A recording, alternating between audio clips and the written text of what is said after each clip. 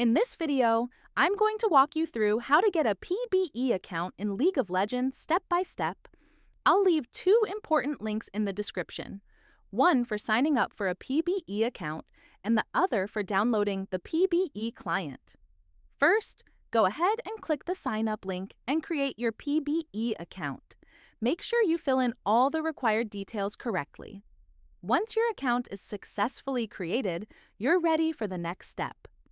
Head over to the second link in the description, which will take you to the PBE download page.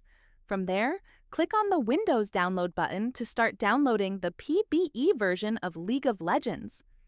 After the download is complete, simply install the client like you would any other program.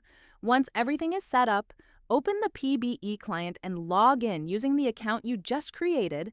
If everything was done correctly, you'll now have access to the PBE server. And that's pretty much it. It's a very simple process.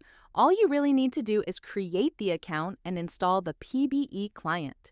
Hopefully, this guide made things clear and easy to follow.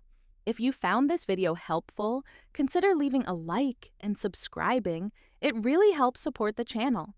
Thanks a lot for watching.